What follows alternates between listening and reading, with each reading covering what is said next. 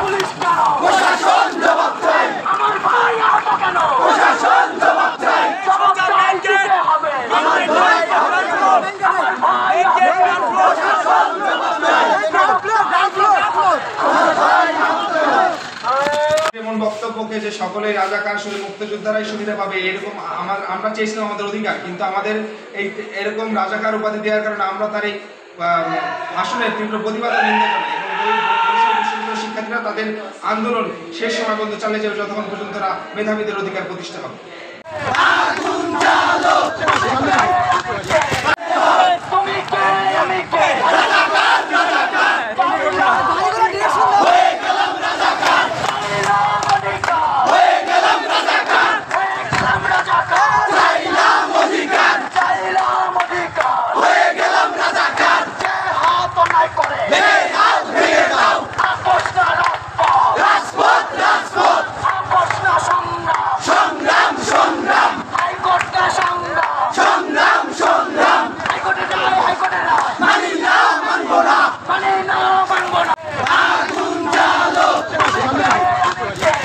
বিভিন্ন ধরনের মন্তব্য শুনতে পাচ্ছি, যেমন আওয়ামী লীগের সাধারণ সম্পাদক উনি বলেছেন যে এই আপনাদের কোটা সংস্কারের আন্দোলনটাকে রাজনৈতিক একটি স্বার্থান্বেষী মহল তারা ভিন্ন খাতে নেওয়ার জন্য চেষ্টা করছে। আরও তারা বলেছেন তাদের ধৈর্যের বাঁধ ভেঙে যাচ্ছে, জনগণের জানমাল রক্ষার্থে এবং শান্তিপূর্ণভাবে নির্বিঘ্নে চলাচলের জন্য পরিবেশ তৈরি করতে তারা কঠোর থেকে কঠোরতর তারাও হতে পারে। এই বিষয়টাকে আপনি কীভাবে দেখছেন? আচ্ছা, আপনার এখানে অনেকগুলো পয়েন্ট, তার মধ্যে সবচেয়ে গুরুত্বপূর্ণ পয়েন্ট সেটা হলো যে জনদুর্ভোগ। তো আসলে জনদুর্ভোগের কারণ আমরা হতে চাই না। যে জনগণ রাস্তায় দুর্ভোগের শিকার হয় এরা আসলে আমার পরিবারেরই মানুষ। ফলে আমরা একটা মিনিটের জন্য এই মানুষগুলো দুর্ভোগের শিকার হইতে চাই না। আমরা মনে করি যারা এই সমস্ত বড় বড় কথা বলছেন এনাদের সিদ্ধান্তহীনতা এবং অদূরদর্শিতার কারণে আজকে জনদুর্ভোগটা সৃষ্টি হচ্ছে। ফলে অতি দ্রুত এই যে উদ্ভূত পরিস্থিতি এটা সমাধান করে দেওয়া হোক। আমরা সমস্তটুকু এই যে রাস্তায় যে চিল্লাপাল্লা সারাদিন রোদে পড়া বৃষ্টিতে ভেজা এটা শেষ করে আমরা ঘরে ফিরে যাই, জনদুর্ভোগটাও শেষ হয়ে যায়। এটা প্রথমত আমাদের দিক থেকে চাওয়া এবং আমরা এই মুহূর্তে রাস্তা থেকে উঠে যেতে চাই। এখনই ডিক্লিয়ারেশন আসুক, আমরা এখনই এই রাস্তা থেকে চলে যেতে চাই। কোনোভাবেই এই জনগণের দুর্ভোগের কারণে আমরা হতে চাই না। আর দ্বিতীয়ত কঠোর থেকে কঠোরতর নিশ্চয়ই রাষ্ট্রপক্ষ হতে পারে। আবার শিক্ষার্থীরা আসলে আমাদেরও আসলে আর কোনো অপশন খোলা নেই। ফলে আমাদের যদি দাবি মেনে না নেওয়া হয় আমরাও আরও বেশি কঠোর থেকে কঠোরতর অবস্থানে আমাদের জায়গা থেকে যাব। আর এটা খুবই গুরুত্বপূর্ণ যে উনি বলছেন যে রাজনৈতিক স্বার্থান্বেষী মহল সুবিধা নিচ্ছে। এটা হলে খুবই দুঃখজনক। তাহলে স্বার্থান্বেষী মহল যাতে সুবিধা নিতে না পারে তার জন্য যা যা করা দরকার উনি সেটা করতে ব্যর্থ হয়েছেন। উনি যদি এই পরিস্থিতি তৈরি না করতেন, ওনারা যদি তৈরি না করতেন তাহলে কোনো মহল সুবিধা নিতে পারতো না। ফলে সুবিধা যদি কেউ নিয়ে থাকে ওনাদের বোকামির সুবিধা নিচ্ছে, ওনাদের অদূরদর্শিতার সুবিধা নিচ্ছে, ওনাদের ভুল সিদ্ধান্তের সুবিধা নিচ্ছে। ফলে এই সুবিধা যদি কেউ নিয়ে থাকে তার দোষ নাই, যে এই সুবিধা নেওয়ার সুযোগটা করে দিয়েছে অপরাধটা তার। ফলে আপনি যদি মনে করেন তৃতীয় পক্ষ সুবিধা নিচ্ছে তাহলে প্রথম পক্ষ এবং দ্বিতীয় পক্ষের ডিলিংসটা স্মার্ট হওয়া দরকার, সেটা হয়নি। আমরা মনে করি যে অনতিবিলম্বে আপনার যে কেউ সুবিধা নিচ্ছে, কেউ আবার আপনি জনগণের হয়েও কথা বলতেছেন কখনো কখনো যে দুর্ভোগ হচ্ছে, সবটা মিটে যাবে। আমাদের শিক্ষার্থীদের দুর্ভোগও মিটে যাবে। এখনই আমাদের দাবি মেনে নেন, আমরা কথা দিচ্ছি আধা ঘন্টার মধ্যে একটা বিজয় মিছিল করে আমরা রাস্তা থেকে। আদালত না সংসদ, কোনটার উপরে আপনাদের আস্থা? আমরা খুব সুনির্দিষ্ট করে বলেছি যে আসলে 18 পরিবর্তনে আমাদের কোনো মাথা ব্যথা নেই। যখন আমরা সরকারি চাকরির সমস্ত গ্রেডে কোটার যৌক্তিক সংস্কার চাই। আবার দেখবেন যে আদালত নিজেও খানিকটা অর্থে তার দায় এড়িয়েছে, বলেছে সরকার এটা চাইলে পরিবর্তন করতে পারে। ফলে এখন চারিদিক থেকেই ধরেন আদালতও দায় নিতে যাচ্ছে না। আবার দিন শেষে আমি একটা নির্বাহী আদেশ চাই। আমি একটা দেশে বসবাস করি, আমার সাংবিধানিকভাবে একটা বৈধ নিয়ম চাই যে প্রক্রিয়ার মধ্য দিয়ে কোটার এই সংস্কার হবে।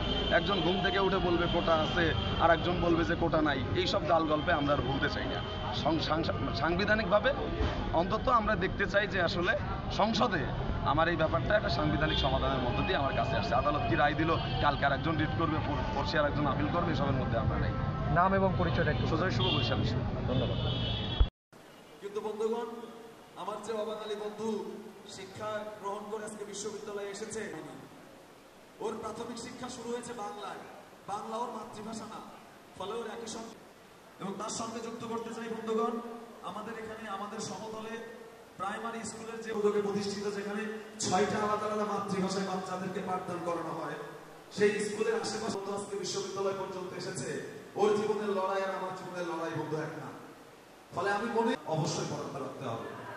আমরা খুব সুনির্দিষ্ট করে বলেছি অবাঙালি জাতিসত্তা তথা আদিবাসী কমিশন গবেষণা সাপেক্ষে মতামত দিতে পারবে যে আমাদের বাংলাদেশে অবাঙালি জাতিসত্তার বা আদিবাসী আমাদের যে বন্ধুরা রয়েছে ফিজিক্যালি চ্যালেঞ্জ, যে চোখে দেখতে পায় না, যে হাঁটতে পারে না, যে আপনার দরকার পড়ে, যার আসলে নিজের ব্যক্তিগত কাজটাও সে নিজে একা করতে পারে না, সেই মানুষটা যখন কষ্ট করে লাগে আমরা সেই কাজটা করতে চাই বন্ধুগণ। আমরা মনে করি রাষ্ট্রের দিক থেকে যারা আদিবাসী তার কত পার্সেন্ট শিক্ষা খাতে আসছে, শিক্ষা গ্রহণে আসছে, এটার উপর ভিত্তি করে একটা পার্সেন্টেজ বাংলাদেশে দরকার নেই। এখন এই আলাপটা খুব অযৌক্তিক মনে হতে পারে, কিন্তু আমরা তারপরে এটা খুব ক্লিয়ার, নামও আমি জানি না। তাই এতগুলো কোটা আসলে সবগুলোই প্রয়োজনীয় কিনা সেগুলো আমরা একটু একটু করে আমাদের জায়গা নামে একটা অদ্ভুত কোটা আছে, মানে বাবা একটা বড় চাকরি করে, সেই বাবার চাকরির সুবাদ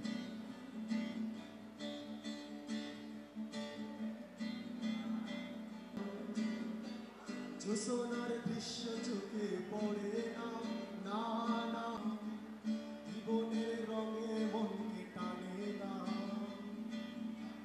ভীরুতার কাল, পার্টি মেয়েদের মতো বিশ্বাসের দ্বিধা ও জড়তা, সহস্রল মুক্ত করি চেতনার জল।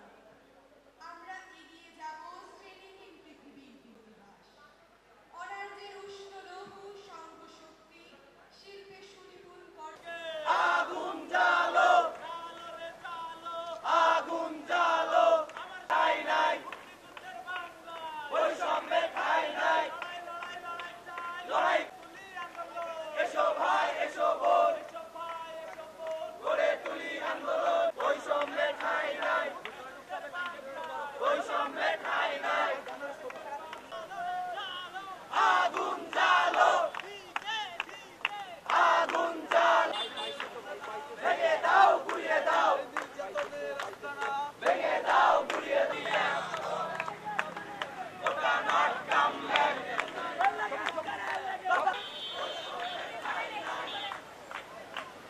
বৈষম্যের ঠাই নাই, আগুন তিন চার, আগুন জ্বালো, আগুন জ্বালো, রক্ত, ভেসে যাবে অন্যায়, রক্তের বন্যা, ওটা নট পাল করে সবাই এক দাবি এক, ওটা নট কাম ব্যাক,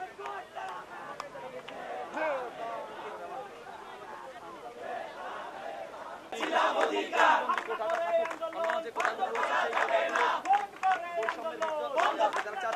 মেধা খাটিয়ে যাওয়া বিশ্ববিদ্যালয় তেমন চাকরি হারিয়ে যায়। সুতরাং তারাও চাচ্ছে যে এই সঠিক মেধাবীরা আসলে যোগ্যতাটাকে প্রমাণ করুক, তারা আসলে দাবি রাখছে।